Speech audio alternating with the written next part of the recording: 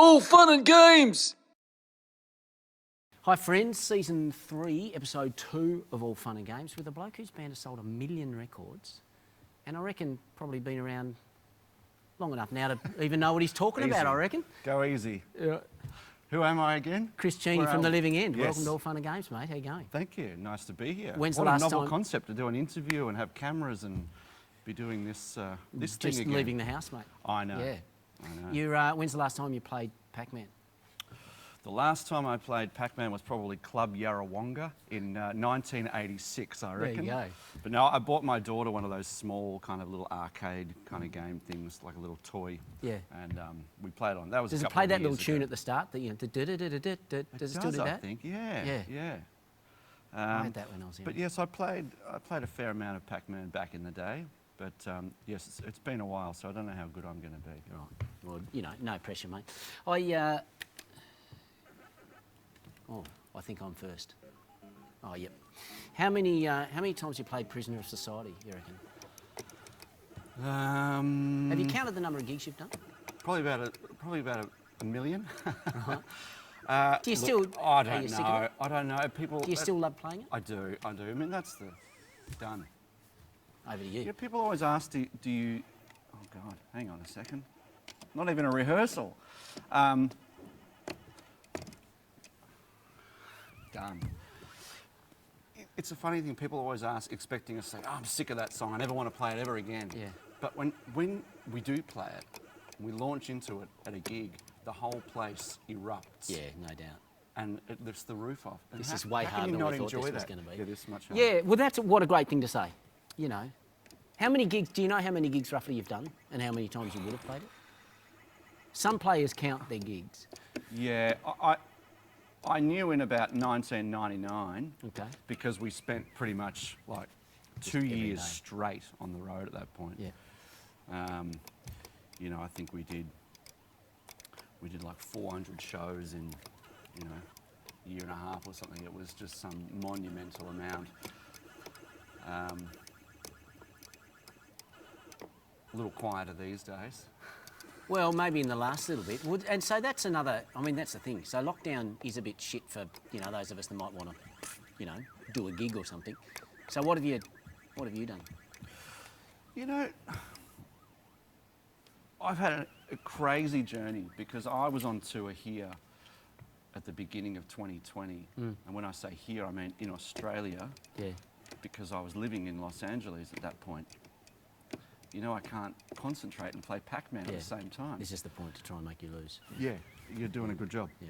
So I flew home when the virus the pandemic hit and all that, and everyone went into a panic. So I flew back to Los Angeles, and because of the lockdown, because of the panic that was surrounding the entire universe at that point, we packed up and relocated back to Australia. Yep.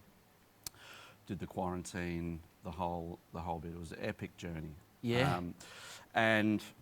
But the good thing about it was then we moved back to Melbourne and bought a house, and I had a garage, so I set that up as a studio. So what I've done over the last however many months, 18 months or something since 21, then, I think. yeah, something like that, was I ended up writing a whole bunch of new songs for my solo record, which I'd been working on, which I thought was finished at that point, but I had all this time on my hands, so I wrote a whole bunch of extra songs that have made the album. Yep. And picked up a paintbrush for the first time since I Yes. was a kid. Bought a motorcycle. Okay. You know, I actually haven't minded it. It's starting to wear thin now. Yes. But for the first few months, we just moved into a new house. I was writing lots of music. I was painting, being really creative. So I actually didn't mind it because it was the first time that I'd been home in like 20 years without having to get the suitcase out and throw my clothes back into it again, ready to take off in another couple of days. 'Cause I was only ever home for a few days here and there. So Wow. it was a bit of a sort of breath of fresh air. Reintroduce yourself to your family again. It was, yeah. Yeah. I mean, my kids had never known me to be home for that long. Yeah. So it put a real sort of test on the relationship, Yeah. and we survived. Well, yeah. So a couple of things, because the art is good. Thank you. And the reason I say that with a sense of surprise, because a lot of rock stars go through their art phase, and there's some of that stuff that if my kids brought it home from school, you wouldn't put it on the fridge. But Sure. So you were saying basically this is not something that was always there, it's something that you've... No, it's something that was always there, but I mean, I'd go so far as to say that drawing and doing art was my first love before I picked up a guitar. Okay. As a kid, that's all I did was just piece of paper, coloured pencils, and I drew all the time. But at some point I stopped doing that, I guess because the band took off, we were always touring, and I just kind of let it go.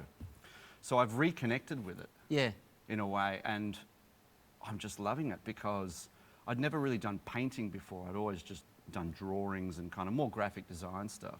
So this was the first time that I kind of picked up a paintbrush. Yep. And, you know, I mean, there's no rules with it. A good thing about painting is you can paint something, and if you don't like it, well, you just paint over it and redo that bit. And I've done that several times on the paintings. Right. You know, there's you know, you can just keep drafting and drafting. It's a bit like songwriting, I suppose. You know, you're just kind of experimenting and trying different styles out and seeing what works and what mixes. Yeah. And I'm guessing those songs still have a structure, don't they? You still want a chorus in sometime by a certain time, or, you know, you're bound by, I don't know, whether you're bound by more rules when you're trying to write a song than do a painting. Well, yeah, I mean, you kind of, I guess as far as the thing about the painting was the first couple that I did were very kind of realism, like trying to get every stroke perfectly. And then I kind of, you know, then you sort of dive deeper into the art scene, and there's the abstract stuff, there's like collages, there's all these different types of mediums. So it's like, oh, okay, well, what kind of painter do I want to be? Yeah. You want to sort of do something that's sort of comes naturally, but at the same time you want to push yourself into different areas. And that's the same as songwriting. You know, you want to be able to absorb different influences and throw them into the mix and hopefully come out with something that's fresh and new and unique and has your own stamp on it. Yeah. So that's what I've been kind of exploring. But because there's been no gigs, I really haven't been playing guitar at all. They're kind of gathering dust in the corner, and I've just been painting. Yeah. Are you selling the art? I plan to at some point. I might commission a piece. Yeah, I think you should. If you like a big Pac-Man. Do you do a discount for, you know, unemployed singers who never made it?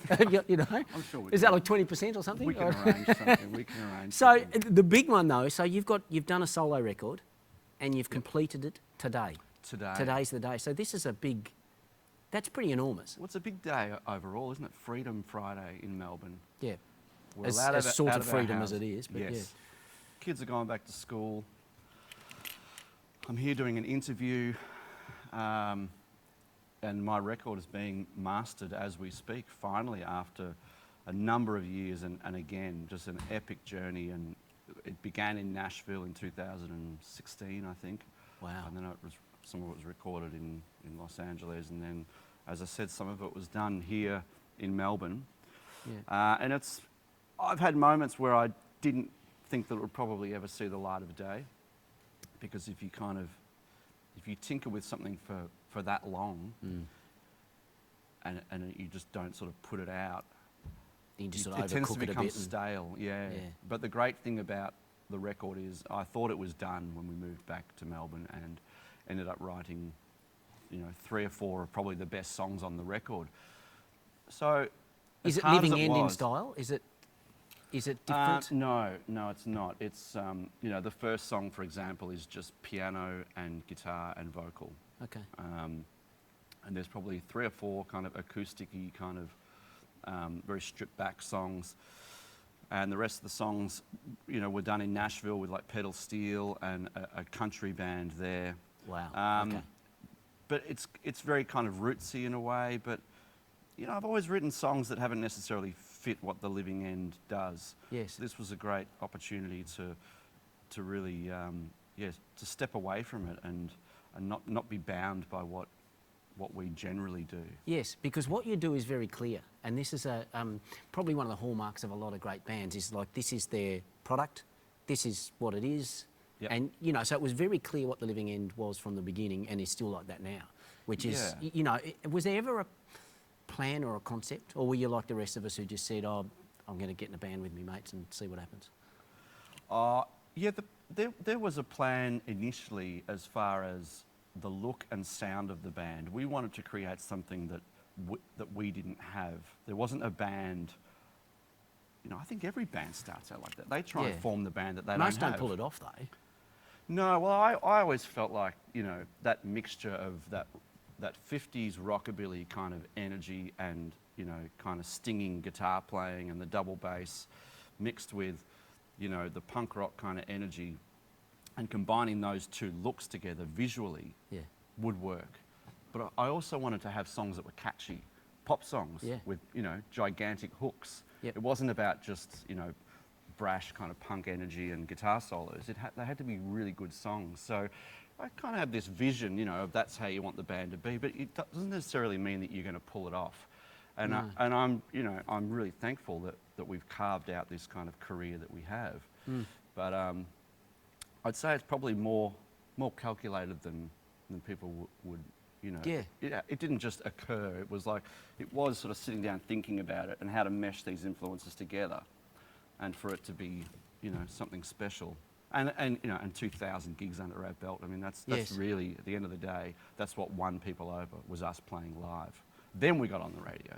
Yes, which is the old school way, and that's why that's probably the next question's pretty apt then, in that, and we had this conversation with Tim Rogers about, you know, how the nature of the industry has changed and, you know, your opportunities to do a lot of gigs and get good and be exposed. If the living end started now, do you reckon you'd have the same chance of success? Probably not, because we came from a very blue-collar kind of, you know, work ethic, making our own posters and flyers and sticking them on windscreens in car parks at, you know, at midnight with all the people that were in the pubs, and, you know, advertising that we were playing the following weekend at the Tote. Yeah. Thinking that people would get this flyer of this band, Okay. they had no idea it was, oh, we'll go and see them next week. Maybe they did. But the idea of now it's the social media kind of tool, and you have to be really savvy to try and, you know, to get a foot in the door.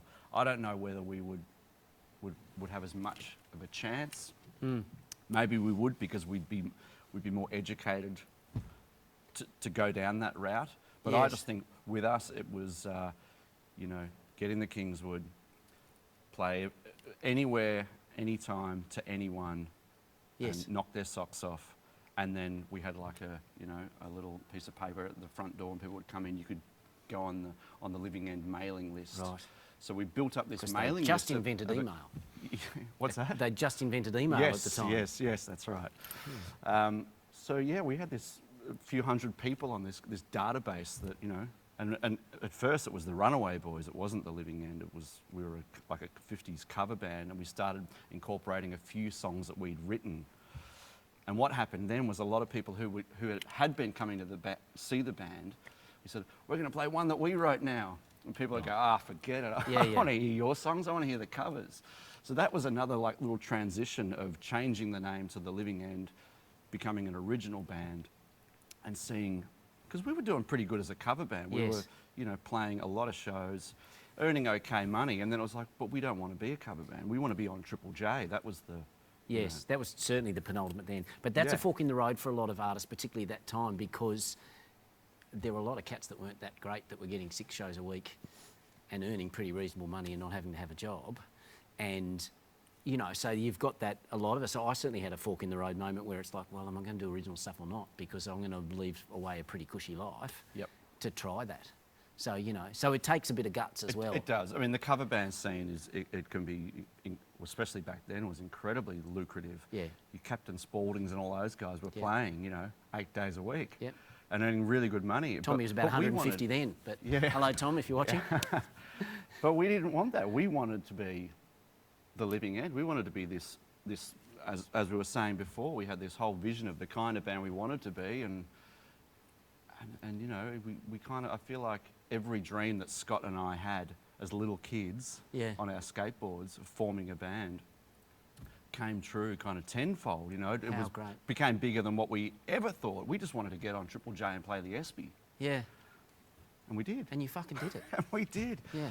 And yeah. you'll put out another record and do the same thing again. We just kept doing the same thing, yeah. Yeah. And Don't play stop. slightly bigger gigs than the ESPY. Slightly bigger And, gigs. and slightly in some other cities besides Melbourne. But That's right. so yeah, it's just interesting. I just wonder whether, to the point that rock and roll, whether that's still a viable proposition or not. You know, if I decide I'm going to start a rock band, whether that's a pursuit that it was never easy. Well, I It think wasn't it's easy when probably you did come it. full circle now, where I think it's back to the DIY thing. I think there's a great kind of punk rock mentality out there, and a Yeah. lot of bands are now doing that again.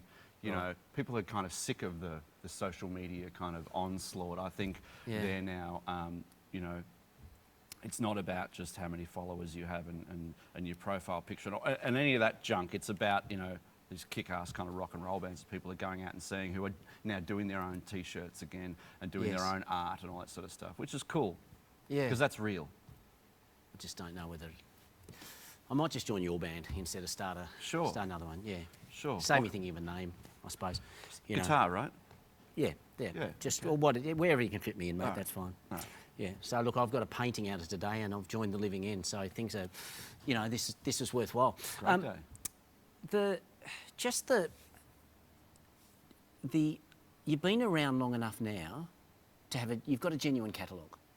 You know, I mean, it's 23 years since the first record. Yeah. Something like that. I noticed that on your Insta. Yeah. So, is there anything that you look back on that's a particularly complete record, or even a song? Is there a song you look back and go, I fucking nailed that. That is terrific. That's a rip snorter. Do you listen to your own stuff? No, Is there God, any? no. You don't. No.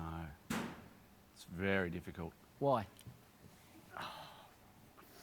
because you just pick it to pieces. Right. You just would You have do done that that anyway. differently. I mean, Wouldn't have played that. Shouldn't have played that note. What did he play that fill for? It's just you Yes. can't listen to it. Right. Even though it's a product of its time and of its moment, I have a really difficult time listening to it. Okay. I'm immensely proud of what we've done, Yeah. but don't sit me down and put one of our albums on. Okay. So you're not just whacking the Discman on and listening to I Second don't know Solution. many people who do, to be honest with you, but Yeah.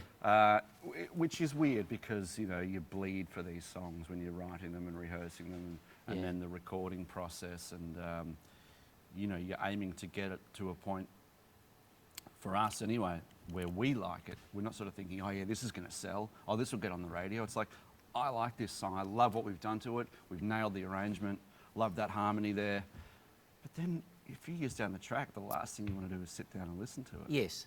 Yeah.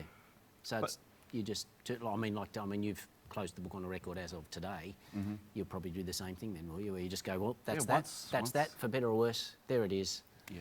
And on we go. Are you still making a record in the same way or with the same thought process? And like the reason I asked that, we had this conversation with Joe Camilleri in the previous episode, and he's seen a lot of stuff come and go in terms of the nature in which music is consumed. If when you're making this record that you finished today, is that in your mind in terms of how this is going to be consumed? You know, or are you just doing it the way you always did it? So I'm going to make a record, that's what I do. No, there's definitely a conscious decision with this album that I wanted to surprise a few people, because I think people see me and perceive me as the living end guy, and it's singer, guitarist, and there's a lot of energy on stage, and there's a lot of kind of, you know, all the acrobatics and stuff, climbing on the bass and all that sort of thing. So I wanted to strip all that away. Yeah.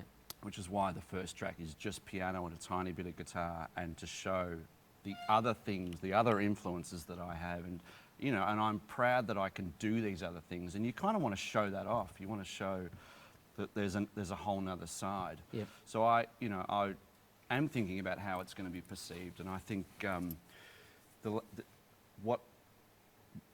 what I shouldn't do is release an album that sounds like the living end, but it's just me kind of pretending to still be that. Yeah. It should be completely different. Yes. Otherwise, what's the point? Otherwise, what's the point? Yeah. So I think it's going to surprise a few people, and it's going to, you know, sort of turn a few heads, as in the sense that, yeah, it's I've sort of, you know, I've really tried to outdo myself with. I've written hundreds of songs for the album and scrapped so many of them, and you know, just searching to get it right and to get it to that point, and it hasn't been an easy road, but No. that's what you do it for, you know. Well, yeah, it's what you sign up for. Yeah. And if it was easy, everyone would be doing it, right? Yeah. I mean, it's the same with any of that stuff. Yeah. I want to ask you this one because it's you're a good one. Again, it's a conversation we've had a number of times. on this platform and in dressing rooms, wherever else. But the nature of Australian crowds, and you're a good one to ask this too, because the living end you've created an international footprint. Whether it's possible in a paragraph or two to, how are Australian crowds different from those overseas, and have Australian crowds changed in the time that you've been doing it, do you reckon? Probably more fights in, Are there? in the audience of Australian crowds. Wow. Well, I don't know. Maybe it's just we did this tour called the Red Hot Summer, which is great, Yes. and we're doing it again this year. And yeah, it's sort of, I guess it's seen as a slightly older kind of demographic to Laneway Festival or something. Yes. And you think it's going to be all mellow, but there's been a couple of dust-ups at around Have there? 6:30 p.m. when we're on stage. People are out in the sun all day and, Just drinking a couple of white cougars wine. having a... Yeah, yeah. It doesn't really answer your question though, does it? Oh, well, it might not be something you've noticed, but it's just well, something that comes up. The and thing that we notice more than anything is that we have a career and a catalogue that's very well known here. Yeah. That's not so well known when we play in Berlin or something. So they react to different songs. Right. They don't react to as many. Whereas here, we're really lucky that we've had the amount of songs that we've had played on the radio, and people, Yeah. they know them. So it's kind of, it's not wildly different, in other territories, but there definitely is, there is a difference, and people here tends to be the rowdiest for that reason. Right. Yeah. Okay. What about the voice and the singing competitions on TV? Is that a good thing? I would encourage anyone, like we were saying earlier, to bypass that and do it the old school way. Build a crowd. Get out there, play 100 gigs or more. Yes. Build a following, a loyal following that are going to stick with you. Work on your craft. Yes. Just winning the competition and all the glitz and glamour and the TV and all that sort of stuff, and it lasts about a minute. Yes. I don't even think it's 15 minutes anymore. No. So I would just say it's,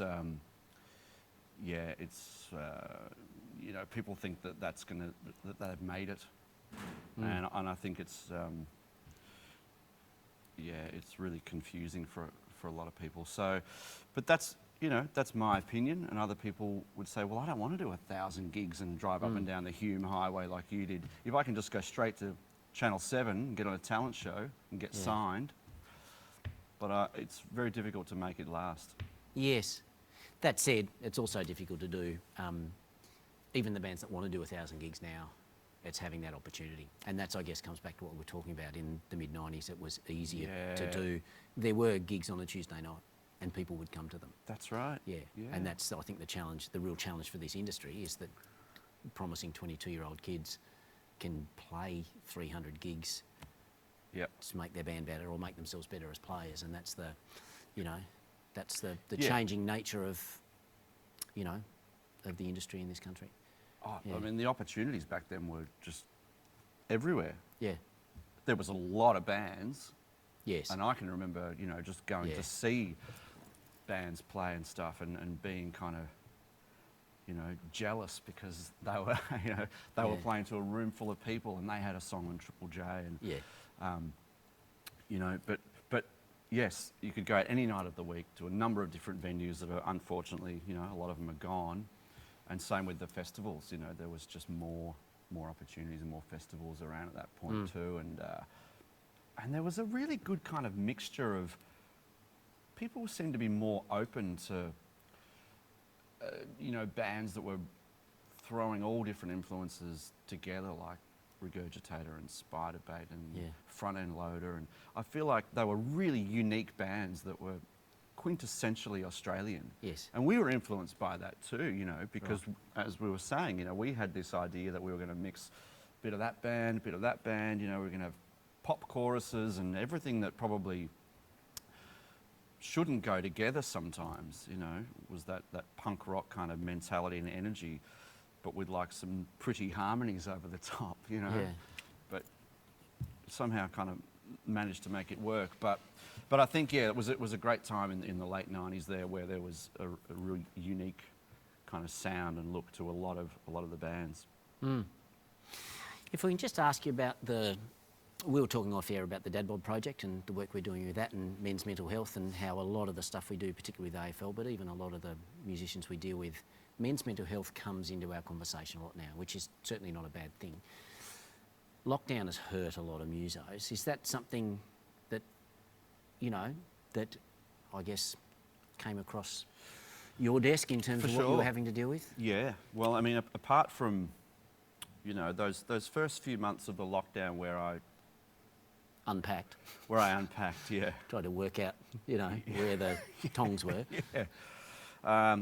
Where I started doing a few different things and really, really enjoying being home. After a while of, constantly getting those emails, that gig's cancelled, and thinking, that gig's cancelled again. Yeah. That rescheduled sort of thinking, gig is this cancelled. thing's not going to go away anytime soon. Unfortunately, it's pretty safe to say that the music industry and the arts are going to be right at the back of the queue. Yeah, as they still are now. As they still are now. I began to have a few moments of kind of feeling a bit lost, feeling like looking at my guitars and kind of going, it really is starting to feel like something that I used to do. Yeah. Playing on stage, and or someone would post, someone posts a video or a photo and they tag you in it, and I'd look at it and go, I don't even remember doing that. Like, that just feels like a different person. Yeah. Some festival in Japan or something. And I think, God, it's like light years away now. Yeah. And it's very easy to start getting depressed about it and to start feeling like, if I'm not that guy, who the bloody hell am I? Yeah. He's the only guy that I've known for 25 years. Yes. It's all I've done is that your friends know tour. and that your family know that's who you are to them as well. That's right. Yeah. And that's the massive thing. We have that conversation a lot around, particularly for blokes and this was even more so, who you are is what you do. And we still battle with that, I think, a lot. And I think a lot of musos absolutely had that. So that's why it's wonderful to hear someone like yourself say that, is because it's like, well, what is my sense of identity? Yeah. What am I going to do if I'm not going to do this? Am I still that guy? And then the challenge of reinventing yourself if you have to, because that's hard at any time. But for blokes in their 40s, where they have to go, right, it requires a lot of psychological energy to get out of bed and go, right, I'm also going to be this guy in addition, or this, they're not easy things to do. They're not. And some people will say, oh, you're in a band. How long have you been in the band for? And I say, since I was about 7. Yeah. I don't know how to do anything else. Yeah. So the idea of having to maybe get a different job, I'm bloody useless. I wouldn't know what I would do. Yeah. I feel like that. I am unemployable doing anything else. That's why we're doing the show. I mean, what else am I going to do? Yeah. I totally get it. Yeah, well, you're pretty good on Pac-Man. I'm great. I'm working on it. I think I won, didn't I? Yeah, you won, but it's because I lost. We're going to do this one more time. We're going to go again, okay. Yeah, we'll do this one more time, and we'll decide once and for all, Chris, who's king of Pac-Man. You know who's been great on all that sort of front with, particularly with men and talking about things and the mental issues, is Jimmy Barnes. Right. And he, because we sort of all think of Jimmy as being this, this tough boy from Glasgow, drinking who 4 sorts bottles everything of out. vodka and That's right. You sort it out with your fists. And he's turned this whole sort of corner, and I remember seeing him do his spoken word tour a couple of years ago. And he, when he was writing his books and going through all that whole journey. Yeah. And he made a real point then of saying, it's so important to be aware of it and to talk about it, and it's okay. Here we go. Don't make me talk. It's okay to sort of talk about that stuff, and it's obviously an issue in Australia. Blokes don't want to talk about stuff. Still. Yeah. So that's why if someone like you can talk to someone like me or whoever it is, then it's important. Just even with the distraction of an arcade game that we haven't played since we were 12. I think your joystick's a little sticky. Hang on, maybe I'm using the wrong hand. Don't give us excuses. I'm using the wrong hand. I figured it out. What have you got? What are you? Story of my life. Okay. Yes. Oh, I think I'm up by 1,000 points here. Okay, I mean, okay. you know, it's not a competition, Okay. but just so you know. This is my dream, is to get one of these at home. Take this one with you today. Can I? I Thank don't you. know. They probably won't. Swap it for a well, painting. now I'm in the living end. Yep. You know, we sort of we'll share. Oh, yeah, no, sticky joystick. That was too. Oh. Smashing it. Oh, you got the proton pill. What's that? What's when you have the little pill and it makes you do amazing things? Is it? Yeah. Okay. You had any of those yourself? Not recently, no. No. Have you gone with the? Okay. I mean, have you?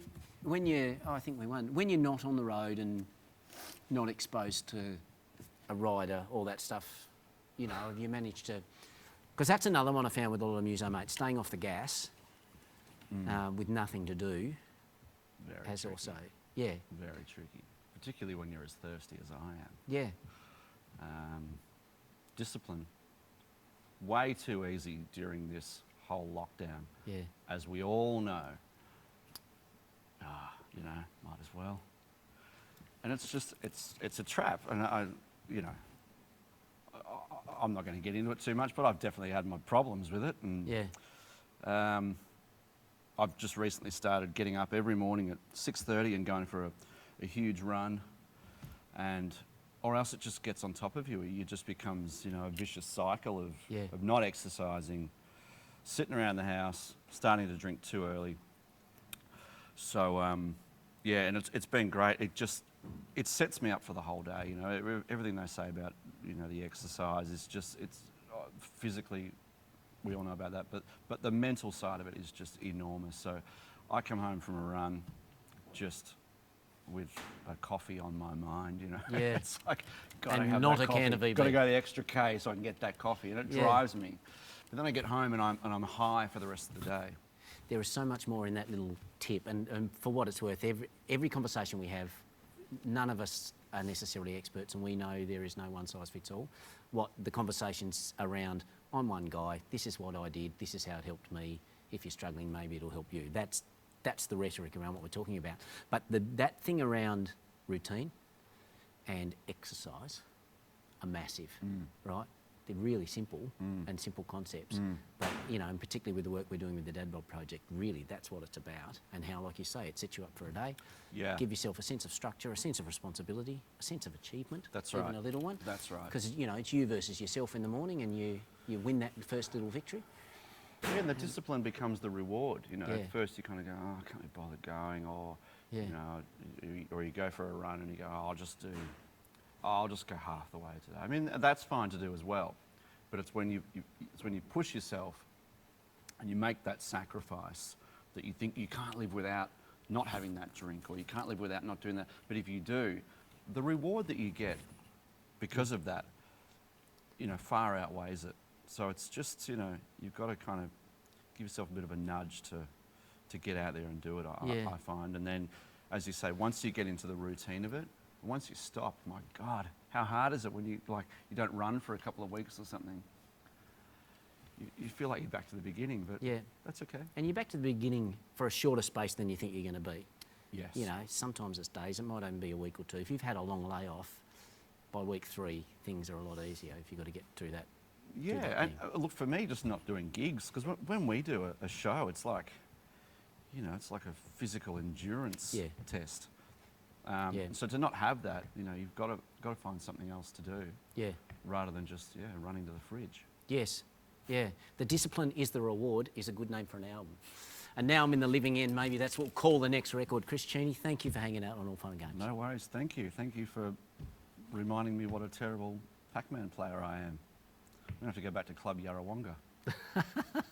Yeah, we'll book you a gig there. All right. Yeah, okay. Good. Thank you.